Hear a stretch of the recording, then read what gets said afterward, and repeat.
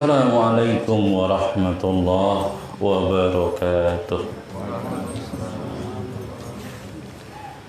Innal hamdalillah nahmaduhu wa nasta'inuhu wa nastaghfiruh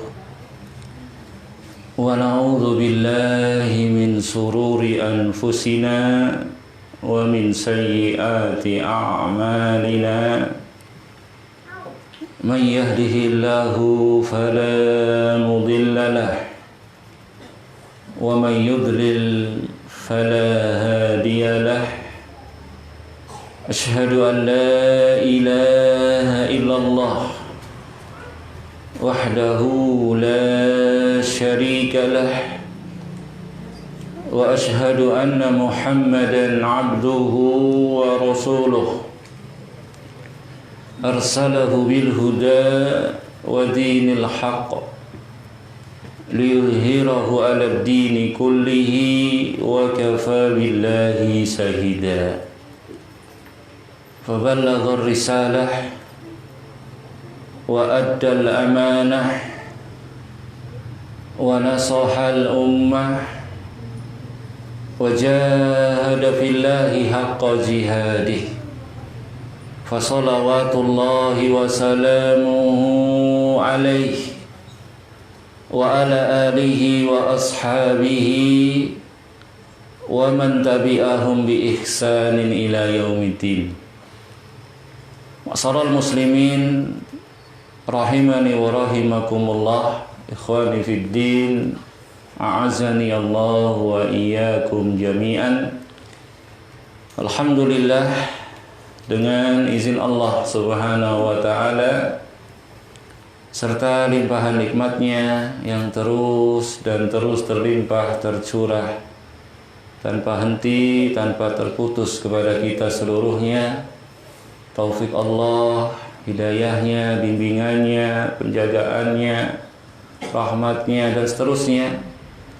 Alhamdulillah, dalam kesempatan pagi menjelang siang ini Allah Subhanahu wa ta'ala mengizinkan kepada kita seluruhnya untuk bisa duduk bermajelis bersama, duduk bermajelis bermuajahah kembali setelah sekian lama mungkin kita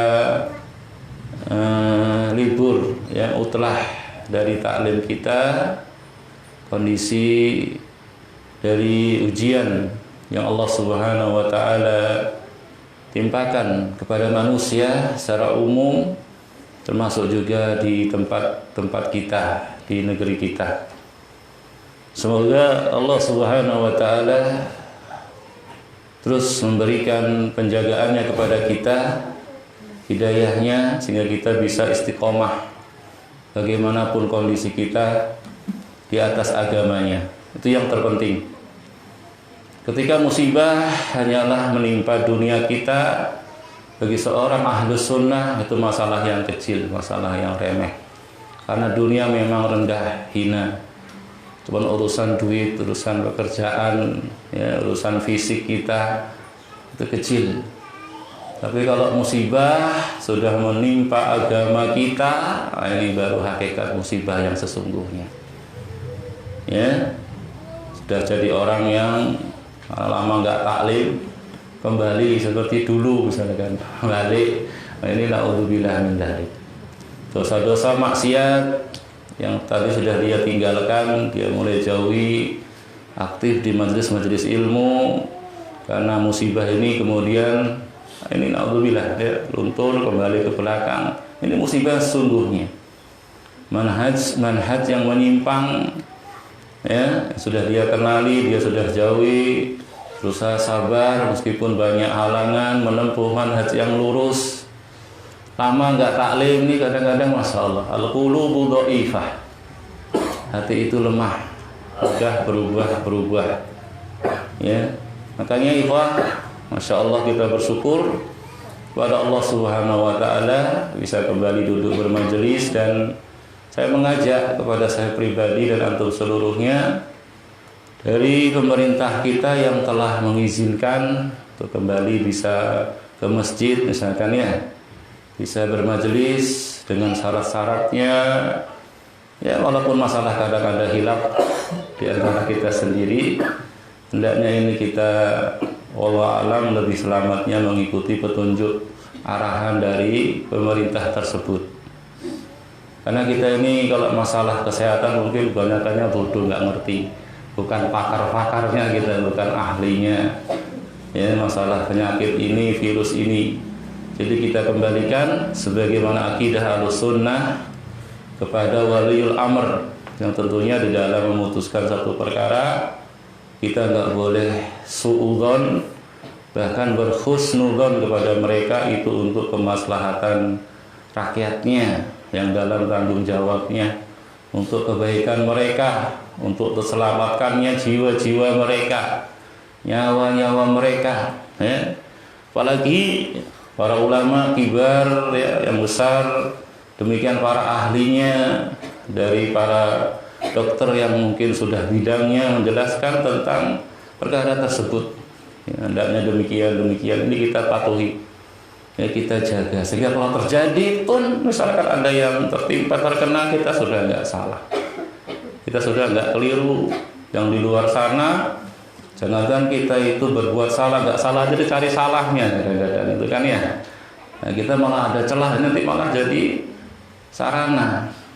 Kalau sudah seperti ini nantinya, naudzubillah min dzalik, yang kena bukan cuma kita, khawatirnya malah dakwah ini ya tercoreng gara-gara teledor ataupun kurang hati-hatinya kita dalam bersikap dan berbuat.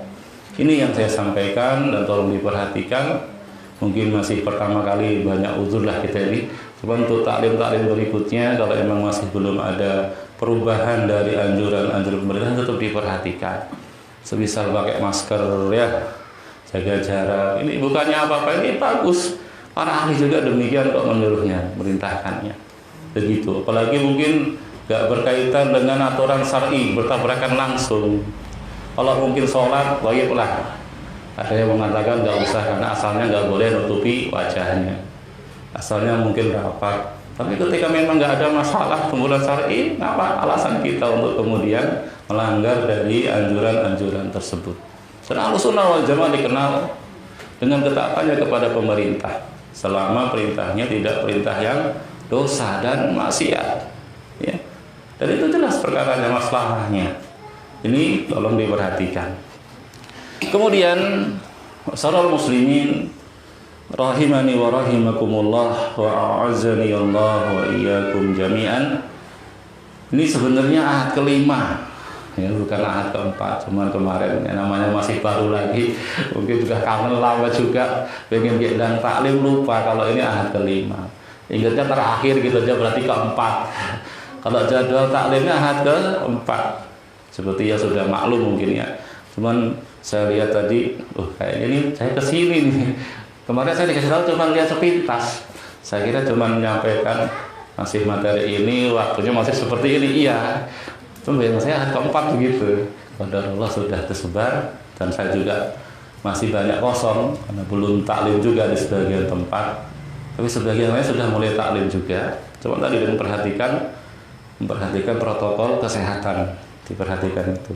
Sebagian tempat masih banyak juga yang belum mulai, masih mungkin khawatir. Sebagiannya ada yang belum mungkin dapat izin dari pemerintah setempat, ya kita ikuti saja, kita sabar.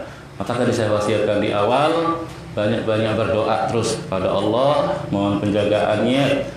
Fitnah akhir zaman ini nambah dahsyat, ya, nambah kuat. Harus seorang itu benar-benar memperbaiki hubungannya dengan Allah, harus kuat. Ya, keterkaitan dengan Allah, sungguh dia nggak akan pernah bisa menempuh jalan yang lurus, jalan yang benar, akidah yang sahih, tauhid, manhaj yang lurus, nggak bisa dia tempuh kecuali dengan izin Allah Subhanahu wa taala. Kecuali kalau Allah Subhanahu wa taala menghendakinya. Sering kita sampaikan ayat Allah Subhanahu wa taala, "Wa ma tasyauna illa ayyasha Allahu rabbul alamin." Sungguh sekali-kali ya kalian tidak akan pernah bisa menempuh jalan yang lurus tersebut sekalipun kalian sangat ingin menghendakinya, Bahkan mungkin itu bukan cuma kalian, ibu kalian, bapak kalian, mungkin anak-anak kalian atau yang dekat dengan kita, inginnya kita nempuh jalan yang lurus tadi. Tapi kalau Allah nggak menghendaki, nggak akan pernah bisa kita menempuh jalan yang lurus tersebut. Ini yang perlu benar-benar kita kuatkan di masa-masa penuh fitnah, ya, penuh dengan musibah, ujian. Bagaimana kita bagus hubungannya dengan Allah Subhanahu wa Ta'ala, dekat kepada Allah Subhanahu wa Ta'ala, ya, ibadah-ibadah yang difadilkan kepada kita jaga, bahkan ibadah-ibadah yang sunnah, sholat malamnya, zikir-zikir, wirid-wirid yang dirajakan Rasulullah SAW dalam sunnahnya, ini kita amalkan. Semua adalah penjagaan dari semua kejahatan, keburukan, kerusakan dunia akhirat yang nampak, yang tidak nampak. Itu senjatanya sudah Allah beri kepada kita. Tinggal kitanya bagaimana kembali kepada Allah dan Rasulnya kalau ingin menang menghadapi musuh-musuh kita. Ya, di dunia antum mau nggak mau, rela nggak rela, mesti punya musuh. Yang jelas setan. Ya, fattakhidhuhu aduwwa inna syaitana lakum aduwwun fattakhidhuhu aduwwa. Sudah Allah naskan dalam Quran. Sungguhnya syaitan itu musuh bagi kalian. Angkat dia jadi musuh. Itu sudah. Fattakhidhuhu aduwwa innama yad'u hizbahu liyakulu min ashabis sa'ir. Dan enggak ada bujuk rayu syaitan, makar-makarnya, tipu dayanya, meskipun manis kayaknya, meskipun indah, kecuali sekedar ingin menjadikan pengikut-pengikutnya nemenin dia di neraka sa'ir. Ini perlu kita waspadai yang seperti ini.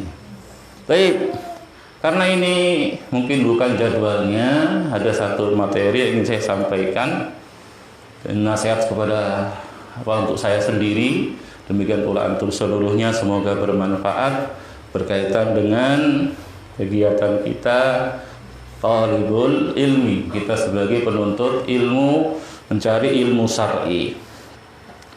Ada sebuah artikel, sebuah tulisan dari salah seorang ustadz kita menjelaskan tentang perkara ini, perkara yang sangat penting, ya. Dr. Raihanul Bahrain, begitu sudah sering banyak artikelnya ya.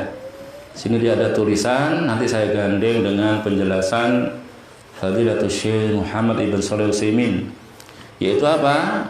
Risalah tentang husnul khuluq wa ahammiyatuhu li talibil ilmi. Akhlak yang mulia dan pentingnya, urgennya akhlak yang mulia tersebut bagi seorang penuntut ilmu syar'i. Baik, ikhwani akhwati fillah, azani Allah wa iyyakum jami'an. Ada sebuah nasihat, kalimat, ini satu kalimat yang begitu indah, begitu bagus untuk kaum muslimin umumnya, lebih khusus lagi para penuntut ilmu. Ya, lebih khusus lagi para penuntut ilmu, lebih khusus lagi mungkin para dai-nya, ya, para pemuka-pemukanya, tokoh-tokohnya yang mengajak manusia, menyuruh manusia, ya, untuk kemudian menuju Allah dan Rasulnya, untuk berakidah yang sahih, bermanhaj yang lurus. Ya, para dai, para mubalik, ini hendaknya perhatikan dari nasihat ini. Ya, nasihat dari Fadilatul Syekh Al-Allamah Muhammad Ibn Shalih Al-Utsaimin. Karena orang-orang ini, ya, kaum muslimin khususnya para penuntut ilmu, lebih-lebih para dai-nya, ini menjadi sorotan di masyarakat. Menjadi sorotan, menjadi kadang-kadang itu timbangan, ukuran yang kalau mereka yang salah keliru ini, masya Allah, kadang-kadang efeknya, dampaknya sangat dahsyat dibanding orang awam gitu. Misalkan salah keliru, ya namanya orang awamnya. Jadi kalau penuntut ilmunya, ustadznya ini kadang-kadang, masya Allah, dampaknya dahsyat begitu besar. Ya, baik, apa kata beliau? Kata Fadilatul Syekh Al-Allamah Muhammad bin Shalih Al-Utsaimin, faqihu hadzal zaman, fakihnya manusia pada zaman ini. Beliau berkata, talibul ilmi, seorang penuntut ilmu, idza lam yatahalla bil akhlaqil fadilah, seorang penuntut ilmu apabila dia tidak menghiasi dirinya, ya, bil akhlaqil fadilah, dengan akhlak-akhlak yang mulia, ya, dengan budi pekerti yang luhur, fa inna talabahu lil ilmi la faidata fih, maka sungguh belajarnya dia, nuntut ilmunya nggak ada gunanya. Allah Akbar, nggak ada faedahnya, sia-sia. Ya. Ini ucapan Fadilatul Syekh Al-Allamah Muhammad bin Shalih Al-Utsaimin rahimahullah taala dalam Syarhul Hilyah fi Talabil Ilmi. Ya, ada kitab Hilyah Talibil Ilmi, hiasan penuntut ilmu, perhiasan penuntut ilmu. Ini kitab, ya, disarah, dijelaskan oleh Syekh Utsaimin. Nah, dalam kitab tersebut beliau mengucapkan ucapan tadi. Saya ulangi lagi bahasa Arabnya dan juga terjemahannya. Semoga ini benar-benar membekas pada saya dan antum seluruhnya, sehingga lebih-lebih lagi perhatian dengan masalah akhlak, dengan masalah adab. Saya ulangi, talibul ilmi, ya, talibul ilmi, ya, penuntut ilmu, maksudnya ilmu syar'i tentunya, ya. Idza lam yatahalla, ya, tahalla, ya, tahalla, tahalliyan, ada huruf ilaknya di belakangnya, ya, berhias. Apabila dia tidak berhias diri, tidak memperindah dirinya, bil akhlaqil fadilah, dengan akhlak yang fadilah, yang utama, dengan budi pekerti yang luhur, fa inna talabahu lil ilmi, maka sungguh, ya, belajarnya, menuntut ilmunya, la faidata fi, la, tidak ada faidah fihi, di dalamnya, sia-sia, ya, sia-sia. Karena akhlak masyarakat muslimin, ikhwani fiddin rahimani wa rahimakumullah, adab-adab itu merupakan buah dari ilmu, ya, buah nuntut ilmu, buahnya belajar, itu akhlak yang mulia, budi pekerti yang luhur, jadi orang yang beradab. Kadang sudah taklim malah kurang ajar sama orang tuanya, merasa lebih ngerti agama. Pak, duduk sini Pak. Wih, subhanallah, Bapak dari panggil kok di sidang jadi hakim. Bu, sini Bu. Bapak itu cukur jenggot, celananya musbil, ibu itu nggak pakai cadar, bahasanya langsung itu. Semuanya itu dosa, maksiat, dihukumi, bodoh-bodohi. Baru belajar kemarin dari thalibul ilmi, dan menghakimi orang tuanya. Ini masalah, ya, jangan seperti itu. Dengan masyarakatnya tambah egois, ya, tambah kaku, tambah kasar. Masyarakat bodoh, gak ngerti. Disikapi dengan seperti itu, apa nggak karu-karuan, ya, nama nggak jadi. Ini sangat berbahaya, sia-sia. Gak ada bekas dari ilmu-ilmunya, gak ada bekas dari ilmu akhlak yang mulia, budi pekerti yang luhur. Nanti kita bahas apa itu akhlak yang mulia, sebagaimana kita bawakan nanti penjelasan Fadilatul Syekh Al-Allamah Muhammad bin Shalih Al-Utsaimin. Ini contoh betul saja. Dan banyak kita ambil ibrah, ambil pelajaran dari perjalanan dakwah ini, ya, ketika kemudian disampaikan kebenaran dengan cara-cara yang tidak sunnah, tidak syar'i, ya, cara-cara kaku, cara-cara kasar, bengis, kalimat-kalimat menghujat, menghukumi, ternyata masya Allah mudaratnya semakin besar. Bukan menghilangkan kemungkaran, nambah-nambah kemungkaran. bukan memunculkan kemakrufan, malah semakin hilang dan lenyap kemakrufan tersebut. Islam yang begitu indah, ya, Islam yang begitu cantik, ya, Islam yang begitu menyenangkan, ya, nyaman, damai di dalamnya, berubah jadi samar. Ya, pokoknya yang bau-bau darah itu baru Islam, yang bom-bom itu lah baru Islam, ya. Yang tahdiran baru Islam. Kalau nggak ada tahdirannya apa, melempem manhajnya itu dan seterusnya, nggak ada. Ya, baik. Memang demikianlah masalah muslimin, ya, dari apa yang kita dapati dari para ulama kita, yaitu para salaf kita yang soleh. Mereka sangat-sangat perhatian dengan masalah akhlak. Mereka sangat perhatian dengan masalah adab ini. Bahkan mereka dahulukan masalah akhlak dan adab ini daripada belajar ilmu itu sendiri. Daripada belajar ilmu itu sendiri, dengarkan hadisnya, hadisnya, ngapal hadisnya, fikih hadisnya apa. Sebelum itu adab-adabnya diperhatikan lebih dahulu. Akhlak-akhlaknya diperhatikan lebih dahulu. Ya, jangan sampai dakwah ini rusak, ya. Dakwah ini menjadi jelek di pandangan manusia, ya, akibat kurangnya adab dari orang-orang yang berdakwah, dari para penuntut ilmunya, ya.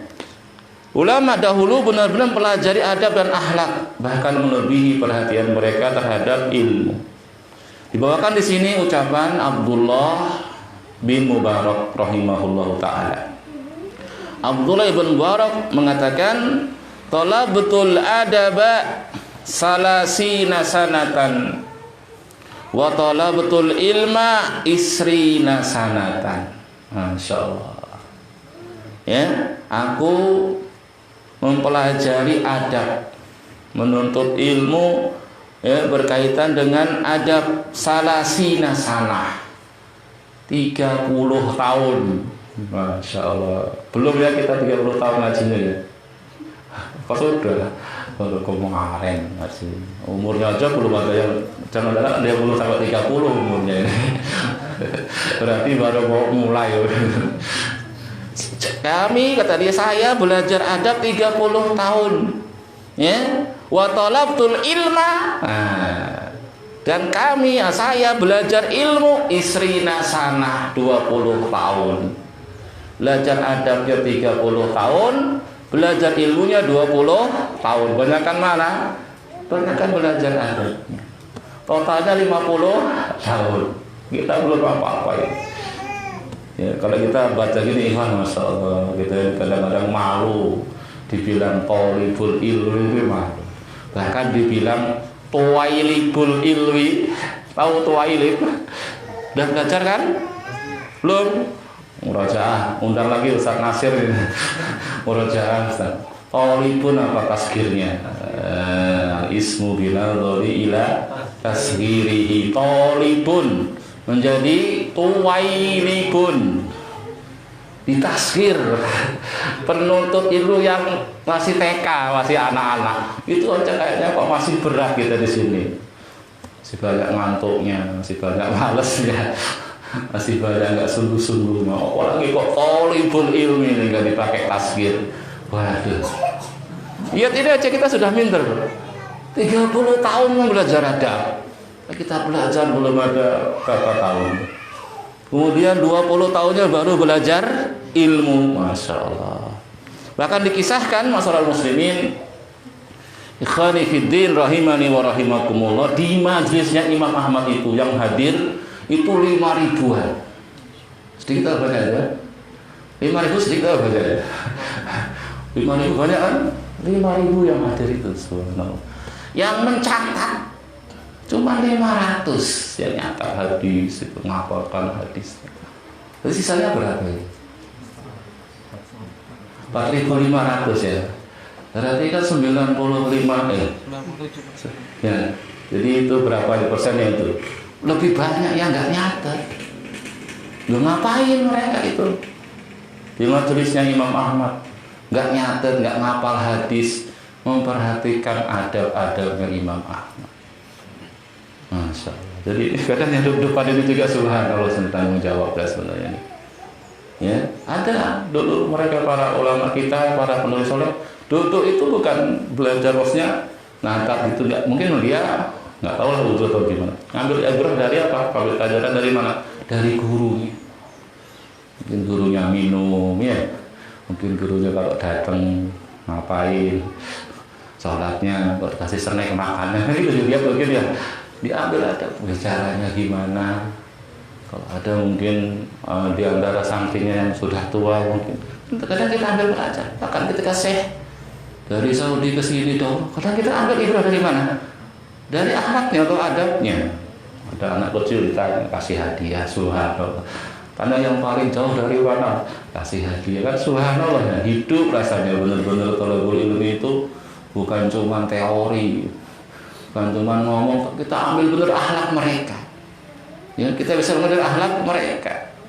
Ada seorang saya itu sampai dikasih kursi nggak mau duduk di atas kursi tadi. Paling tinggi sebenarnya. Kamu aja duduk situ lah, saya nggak usah duduk situ. Malah tercoba suruh duduk situ. Yo, saya coba tercoba malah duduk di situ. Saya nggak mau. Subhanallah. Kenapa? Menghadapi orang tua, menghadapi anak-anak. Masya Allah.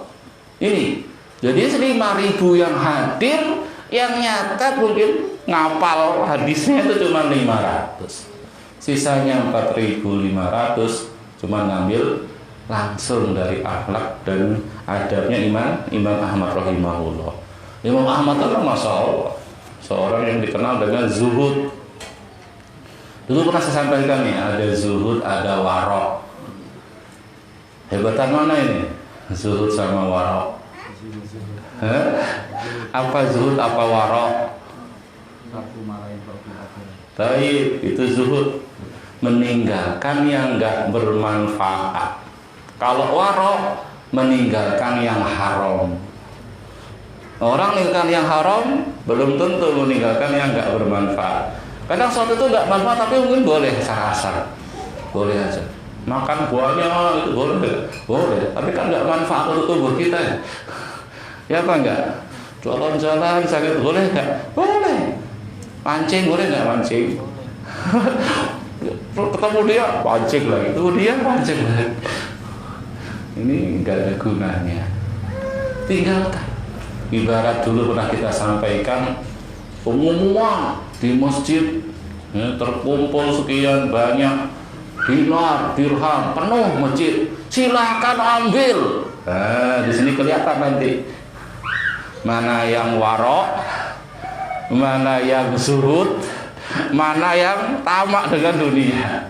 Yang tamak semua diajak bawa karung mungkin gitu ya, karena ada cucu punya cicit yang masih balita diajak ambil boleh kok, karepnya diri. Ada yang saya hidup di dunia paling tinggal berapa tahun lagi, tak ngambil segini aja lah, saya cuma butuh segitu. Untuk apa banyak-banyak? Ditanya saya nggak bisa jawab di depan orang. Ada orang yang zuhud, ada yang ya mungkin cuma warok kalau saya dan seterusnya. Taib. Imam Ahmad dikenal dengan kezuhudannya.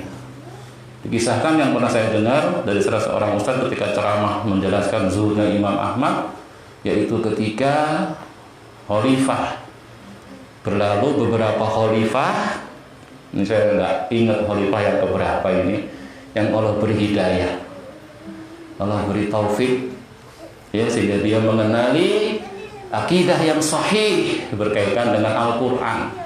Yang sebelumnya, 3 khalifah sebelumnya mengatakan Al-Quran itu makhluk, bahkan dijadikan madhab negara. Siapa yang nyelisihinya disiksa, dipenjara, dipukul, dicambuk. Dan Imam Ahmad tegar waktu itu ya, dia tegar mengatakan Al-Quran kalamullah ghairu mahlukin, bukan makhluk. Benar disiksa, dia sabar. Sebagian yang lain yang memang masya Allah dia terfitnah dengan dunia, walaupun tokoh-tokoh mereka ikut-ikutan mengatakan Al-Quran kalamullah, hanya ingin dapat kedudukan, dapat pangkat, dapat duit dunia dari khalifahnya tadi. Sebagian karena nggak tahan dengan siksaan melakukan tauriyah. Tahu tauriyah? Tauriah itu mengucapkan satu kalimat, orang yang dengarkan beda memahaminya dengan yang dia maksudkan. Al-Quran, Taurat, Injil ini makhluk ini. Cari, maksud dia cari ini makhluk. Yang dengar, dia sudah mengatakan Al-Quran makhluk. Padahal dia maksudkan apa? Jarinya dia ini. Taurat, Injil, Quran ini makhluk ini. Jarinya maksudnya dia itu. Yang dengar, dia berkira-kira Al-Quran makhluk. Selamat dia. Itu kan dia gak maksud itu. Ini boleh. Enggak kuat. Ngumpulin. Daripada saya nanti malah kufur, mendingan saya tak tauriah tadi. Tapi Imam Ahmad tegar dia, karena dia khawatir kalau dia sampai ngomong seperti ini orang awam berfitnah. Ya, sementara dia ditokohkan, didengar benar ucapannya, sampai dikatakan Allah menyelamatkan umat pada waktu itu dengan Imam Ahmad, dengan doa Imam Ahmad, akidah umat. Sebagaimana dulu Allah menyelamatkan umat dari kemurtadan dengan Abu Bakar As-Siddiq. Subhanallah. Itu ketika khalifah yang dapat hidayah itu kemudian mengenali kebenaran, dipanggil, diundang ke istana, dimuliakan, ya, didatangi ke rumahnya pakai kereta kencana, sambut, suruh naik kereta kencana, diundang ke pemerintah, nggak mau dia, dipaksa suruh naik kereta kencana. Udah dibawain baju yang bagus, yang indah, suruh ganti baju, pakai baju dia ke istana. Dia nggak mau. Kata dia, sekian tahun, ya sekian khalifah saya selamat dari fitnah dunia.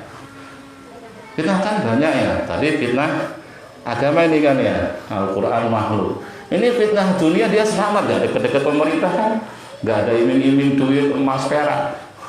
Sekarang di hadapan saya itu fitnah tadi. Subhanallah, dia menghindar, nggak mau. Ketika diundang istana Imam Ahmad, bersinar ini istana saya dengan kedatanganmu, dimuliakan. Sampai sudah sekarang orang-orang yang dulu memfitnahmu sehingga kamu dipukul, dipenjara segala macam, ngomong mau diapakan? Tak balas, saya beri kuasa. Enggak, beliau banyak memaafkan. Begitu. Kasih makanan sekian banyak. Enggak kemudian kesempatan kesempitan ya. Yang makan ya semua orang-orang bersama dia dari keluarganya pada makan, pada nikmati dia. Enggak. Khawatir terfitnah. Padahal boleh kan? Boleh enggak? Boleh gitu. Ya enggak. Khawatir. Baik, dan kisah yang lainnya mungkin masih banyak. Dari bagaimana kehebatan kezuhudan Imam Ahmad rahimahullahu ta'ala. Jadi 5.000 yang hadir di majelisnya tidak semuanya mencatat. Tidak semuanya menghafal dari hadis Imam Ahmad, datang mengambil faidah. Makanya bermajelis ilmu itu bukan sekedar nantinya kita dapat ilmu. Tadi udah kita lama nggak jumpa, kan rasanya di hati itu beda ya. Lama nggak jumpa teman tuh kadang bikin semangat juga kendor, ya.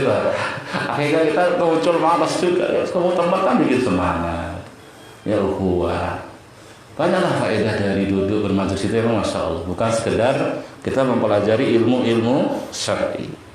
Baik, ini ma'asyiral muslimin rahimani wa rahimakumullah wa a'azzani Allah wa iyyakum jami'an, bahwasanya pendahulu kita sangat perhatian dalam masalah akhlak, dalam masalah adab lebih dari sekedar ilmu. Jadi seorang pinter hafal Quran, hafid katanya ya, al-hafid belakangnya gelarnya. Kemarin saya ketemu Syekh Abdul Karim, yang lebih pas katanya qori bukan hafid, al-qori gitu. Karena bahasanya kan qurra ya lah. Para qurra bukan para hufaz, para qurra. Tapi wal alam ini ya, ini kan termasuk syekhnya itu. Jadi yang sudah hafal Quran kalau mau dikasih kemuliaan bukan al-hafid tapi al-qori gitu. Baik. Jadi sangat perhatian mereka dengan masalah akhlak, masalah adab ini. Makanya masyarakat muslimin rahimani wa rahimakumullah, hendaknya kita pun demikian. Kalau kita punya satu lembaga, ya, kita punya pengajian, kita punya taklim, kita punya apalah begitu perkumpulan, hendaknya termasuk yang menjadi tujuan, visi apa misi itu ya namanya. Ya, jangan lupa akhlak yang mulia. Dan ini yang menjadi ukuran kesuksesan. Santri saya juara internasional matematika dengan wah, dan akhlaknya subhanallah, nggak sholat, nggak kenal wudu, nggak kenal ibadah, bodoh ilmu syar'i lah, belum itu. Ya, juara apa lagi, hafid, ya, hafalan Quran juara, hafalan hadis juara, dan seterusnya juara, itu belum jadi patokan kesuksesan. Kadang kan gitu ya, sampai dibawa ke brosurnya. Santri kami alhamdulillah ada yang juara nasional menghafal Al-Quran tingkat nasional, atau juara 3, atau juara harapan 1, aja sebutkan di situ. Juara harapan 1 hafalan hadis. Bukan kita gembosi ngapal Quran, ikhwah. Bukan kita gembosi ngapal hadis. Tapi itu semua sarana, bukan tujuan. Tujuannya bagaimana pada anak itu tertanam akhlak-akhlak yang mulia, adab-adab yang tinggi, begitu. Dan perlu saya ingatkan juga di sini, pembahasan adab ini ya, pembahasan anak ini, kadang-kadang sebagian itu ketika membahasnya itu timpang. Misalkan ustadz dengan santri nih, seringnya santri ya ditekankan adab. Padahal adab itu bukan cuma santri tok. Ustadz juga ada adabnya kepada santri. Bahkan kadang santri nggak beradab gara-gara ustadznya nggak beradab, itu bisa jadi. Sebagaimana antara orang tua dengan anak. Pasti kalau pembahasan itu, kamu jadi anak yang durhaka, kamu nggak berbakti. Kadang perlu dilihat ya, kenapa dia nggak beradab? Kenapa dia nggak berbaktinya? Apa yang jadi hak bagi anak-anaknya? Dulu pernah ada seorang datang kepada Umar bin Khattab. Seorang bapak mengadukan anaknya, wahai khalifah, wahai Amirul Mukminin, anak saya ini kurang ajar, gini. Begitu. Umar nggak langsung menerima pengaduan tadi, langsung marah, enggak, ditanya. Atau dalam kisahnya anak tadi bertanya kepada Umar bin Khattab, apakah ada hak anak kepada orang tua? Ada. Yang pertama, pilihkan haknya anak itu, orang tua milihkan untuk anaknya ibu yang sholihah, ibu yang sholihah, beri nama yang bagus anaknya. Terus apa lagi itu? Kata anak tadi, wahai ini bapak saya ini nggak milihkan untuk saya ibu yang bagus. Ibu saya itu nggak tahu lah ya apa ibunya. Mungkin bekas apa gitu. Jadi apa anaknya? Ibunya bekas preman, belum tobat mungkin. Kerjaannya pelempas-pelempus, jogetan, musikan gitu. Jadi apa anaknya kira-kira? Saya diberi nama apa bahasa Arabnya lupa saya itu. Yang artinya itu lebah ataupun kumbang yang hidup di kotoran sukanya itu loh. Artinya itu hewan yang senangnya di kotoran, hidupnya di kotoran manusia. Masya Allah, marah-marah ganti bapaknya ini malah. Ini kadang timpang. Kita harus seimbang itu. Rasul bukan hanya mengatakan laisa minna man lam yuwaqqir kabirona. Bukan termasuk golonganku yang tidak memuliakan yang tua. Enggak, titik Rasul di sini, koma. Tapi kata Rasul berikutnya apa? Walam yarham shawirona. Kan termasuk juga kelompok yang enggak menyayangi anak-anak. Ini kadang kita timpang. Anaknya, santrinya, kayaknya gurunya enggak ada aib, enggak ada cacat. Bapaknya kayaknya enggak ada. Padahal pembahasannya enggak begitu.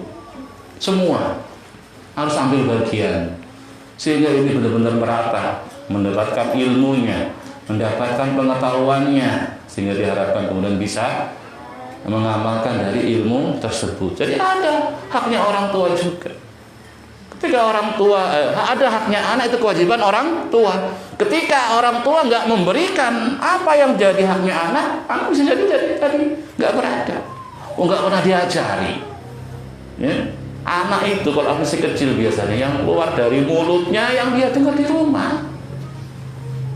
Oh, dia pertama buka matanya dan masih bayi buka matanya mulai dengar. Siapa sih yang dilihat pertama kali? Yang didengarkan siapa? Ibunya kan, orang tuanya itulah. Nah, kalau kerjanya berantem terus kebun binatang yang keluar, ya anaknya nggak usah heran kalau yang keluar juga kebun binatang. Tapi kalau lihat ibunya itu ngaji, Masya Allah, sama suaminya, Masya Allah ahlaknya, suaminya tanggung jawab, anak tumbuh dengan sendiri dengan baik, dengan bagus. Begitu. Ini mungkin yang juga perlu kita perhatikan.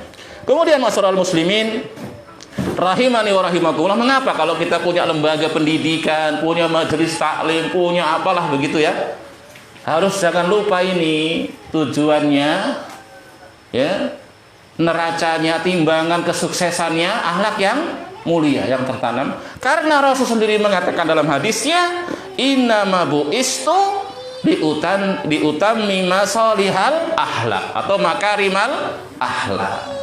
Hanyalah aku diutus di tujuan diutusnya Rasulullah SAW. Maksud beliau diutus oleh Allah Subhanahu wa taala untuk apa? Liutami makarimal akhlak, untuk menyempurnakan akhlak-akhlak yang mulia. Ya, untuk menyempurnakan budi pekerti yang luhur. Itu maksud dan tujuan beliau diutus. Makanya ini menjadi tujuan, menjadi ukuran kesuksesan. Kita taklim termasuk di dalamnya. Kita talibul ilmi termasuk di dalamnya. Lihat bagaimana akhlak kita, kelakuan kita. Ya, kalau kemudian masih banyak cacatnya, masih banyak kurangnya, walau sudah taklimnya puluhan tahun, sudah jadi as-sabiqunal awwalun mungkin ya. Ini orang-orang lama ya. Tapi kok kayak gitu akhlaknya. Gak bisa ngasih contoh yang bagus sama yang baru-baru. Berarti belum sukses talabul ilminya. Kembali ke nasihat yang awal. Talibul ilmi, apa tadi kata syekhnya? Talibul ilmi idza lam yatahalla bil akhlaqil fadilah fa inna talabahu lil ilmi la faidata fihi. Sungguhnya penuntut ilmu apabila tidak menghiasi diri dengan akhlak yang mulia, maka sungguh belajar ilmunya la faidata fihi, enggak ada faedahnya. Enggak ada gunanya, sia-sia. Maka ini dijadikan sebagai apa? Neraca, ukuran kesuksesan. Sebagai Rasul diutus, tadi disebutkan untuk menyempurnakan akhlak-akhlak yang mulia. Dan Rasulullah masyarakat muslimin rahimani wa rahimakumullah adalah merupakan patokan, neraca, timbangan, ya, akhlak yang mulia. Ini perlu juga diluruskan. Karena kita ini kadang-kadang dalam mengukur seorang berakhlak yang mulia cuman pakai akal, atau cuman pakai perasaan, atau ukuran yang sudah berjalan di masyarakat. Ini kadang-kadang ukurannya masih nggak sempurna. Ukurannya bukan ukuran yang syar'i. Oh, ini masya Allah akhlaknya mulia, baik dengan tetangga dan seterusnya. Padahal nggak sholat, nggak kenal wudhu, nggak kenal mandi wajib. Tapi sama tetangga baik, wah akhlaknya mulia. Ini perlu diluruskan. Bukan kita melarang baik dengan tetangga, bukan, itu akhlak yang mulia juga. Cuman akhlak yang mulia itu pembahasannya nanti kalau kita kaji bukan hanya berkaitan hubungan Allah dengan makhluk toh. Ya, kata orang apa? Hablum minan nas. Ya, padahal kan Allah juga sebutkan dua ya. Hablum minallah wa hablum minan nas. Duribat alaihimu dhillatu ainama apa itu? Suqifu illa bihablim minallah wa hablim minan nas. Senantiasa mereka akan tertimpa kehinaan, kerendahan dimanapun berada, kecuali dengan baiknya hubungan dengan Allah dan hubungan dengan manusia. Berarti nanti pembahasannya harus dua hal ini. Dan yang paling sempurna dalam dua hal ini Rasulullah Muhammad sallallahu alaihi wasallam. Jadi perlu juga nanti disampaikan ilmunya. Bahwasanya patokan neraca akhlak yang mulia Rasulullah SAW. Dan kita harus sepakat. Harus sepakat, bagaimana tidak? Kalau nggak sepakat ya nggak ketemu, mau ngobrol sampai debat sampai urat lehernya pedot ya. Mulut berbusa nggak ketemu. Jemaah ini mah akhlaknya mulia, jemaah ini yang ini mah akhlaknya rusak. Kalau ukuran Rasulullah nggak ketemu. Tadi kan kembali kepada apa? Perasaan, akal, atau sudah berjalan begitu tanpa dikembalikan kepada sunnah nggak bisa.